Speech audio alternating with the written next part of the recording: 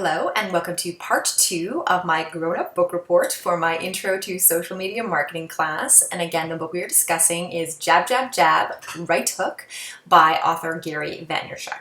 In this section of the book report, I'm sharing my thoughts on Gary's 6 characteristics for great content and compelling stories. So these are the 6 criteria that he thinks people should meet if they're going to create social media content that is truly engaging. So the first one is it's native.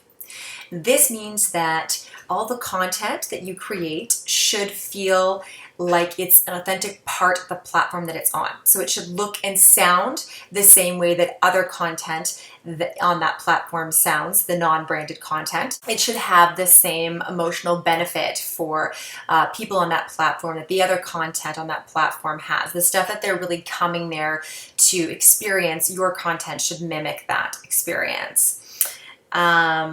It should enhance interaction rather than distract from it. So these are all things that are important to native content. Really, this is similar to the stuff that we've been discussing in class about how important it is to really be a part of a platform that you're using. I like the way that he describes it. I like the term, it's native. It feels like the content was born and bred on that platform, even though it's carefully chosen. Of course, the fact that you should use native content means that you should be adjusting your content from platform to platform, because content that you create for Facebook is not going to feel native on Pinterest. Content that you create for Instagram is not going to feel native on Tumblr. But it is interesting because I've noticed that a lot of brands do have content that feels native to the platform, but they do use it on several different platforms without adjusting it too much. And I think that some of that is okay as long as they're choosing the right platforms to cross-share their stuff on. Some platforms don't really lend themselves well to using the same content everywhere. I think Pinterest would be a good example of that. I feel like content on Pinterest really belongs on Pinterest and it doesn't have the same effect elsewhere.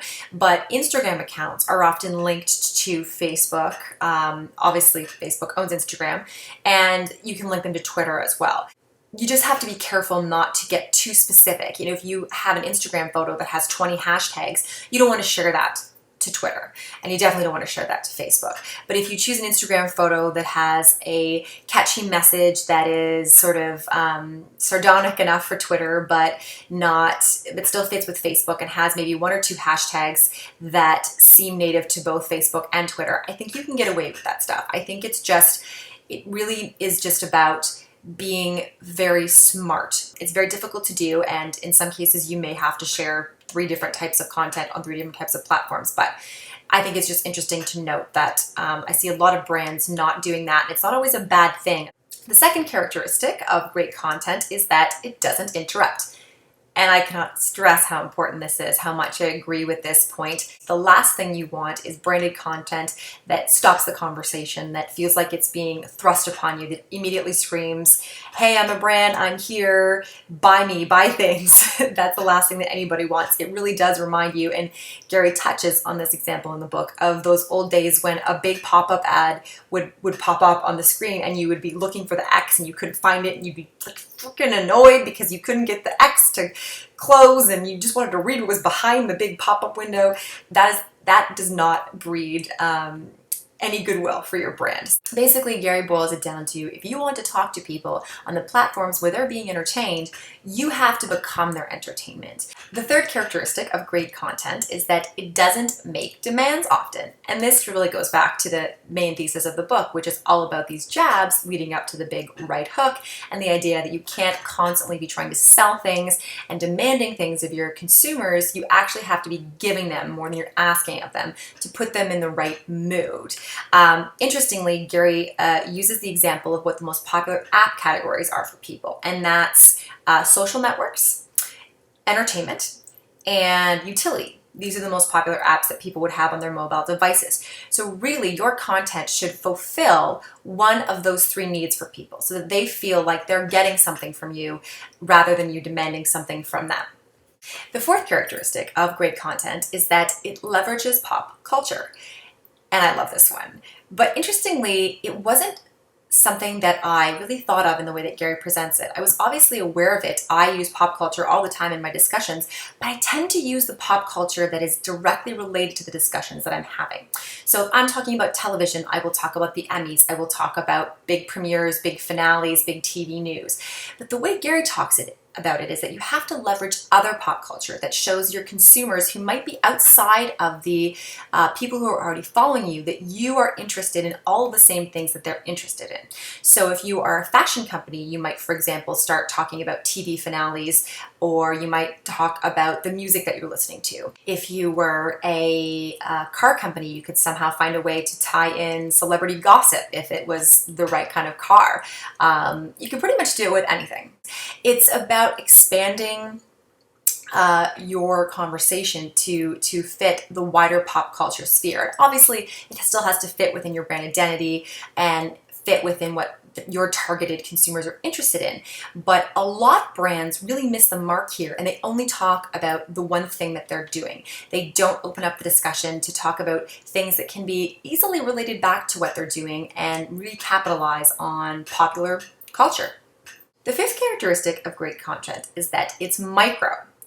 And this is kind of an obvious point because we know that social media requires content to be short and to the point. In fact, a lot of social media is designed to force you to be short and to the point, much like Twitter. But I think it's worth pointing out that you really have to inject so much value and humor and insight and commentary into tiny bits of content. It's not an easy thing to do, and it's something that a lot of marketers need to work on. Personally, I know that it's not something I'm good at outside of the restrictions they put on me.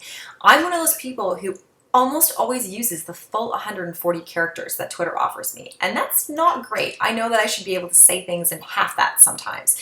So when I get onto places like Facebook, I tend to ramble. I'm probably rambling a little bit here, but this is a book report. I feel like whatever, that's fair. But I think making content micro is very important, and it's something that I personally need to work on. The final characteristic of great content is that it's consistent and it's self-aware. And these may seem like really obvious points, but I think that it's something that marketers don't always pay attention to. I think consistency and consumers, even though they don't realize it, that they know what to expect from you on each platform, and you're giving it to them.